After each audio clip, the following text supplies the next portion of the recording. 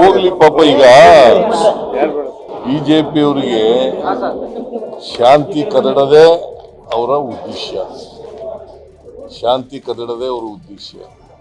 ಈಗ ಮೈಸೂರಿನಲ್ಲಿ ಚಾಮುಂಡಿ ಬೆಟ್ಟ ಚಲೋ ಅಂತ ಮಾಡಿದ್ರು. RSS ನವರು ಬೇರೆಯವ್ರ ಕಡೆಯಿಂದೆಲ್ಲ ಬಂದಿದ್ದಾರೆ.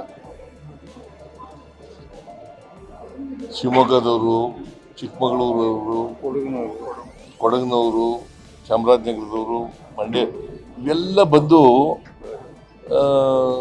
ನೆಮ್ಮದಿನ ಹಾಳು ಮಾಡೋದು, ಶಾಂತಿಯನ್ನು ಕದಡತಕ್ಕಂಥದ್ದು ಇದನ್ನ ಮಾಡ್ತಾರೆ. ಅದಕ್ಕೆ ಚಾಮುಂಡಿ ಬೆಟ್ಟಕ್ಕೆ ಹೋಗ್ಲಿಕ್ಕೆ ನಮ್ಮ ಪೊಲೀಸ್ನವ್ರು ಬಿಟ್ಟಿಲ್ಲ. ಅವರು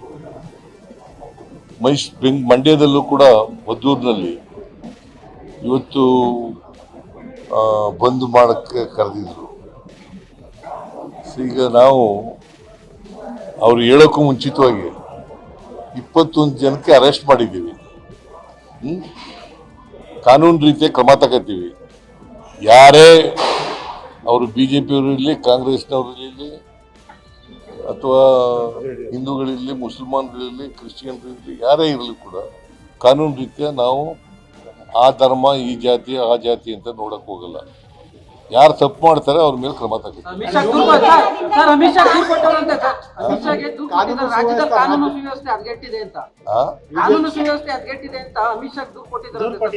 ಯಾರು ರಾಜ್ಯ ಬಿಜೆಪಿ ನಾಯಕರು ಅಶೋಕ್ ವಿಜಯೇಂದ್ರ ಅಮಿತ್ ಶಾ ಅವರಿಗೆ ದೂರು ಕೊಟ್ಟಿದ್ದಾರೆ.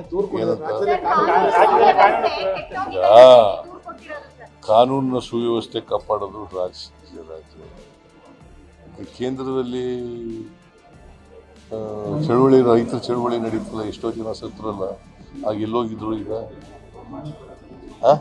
ಮಣಿಪುರದಲ್ಲಿ ನಡೀತಲ್ಲ, ಯಾಕೆ ಮಾಡಲಿಲ್ಲ?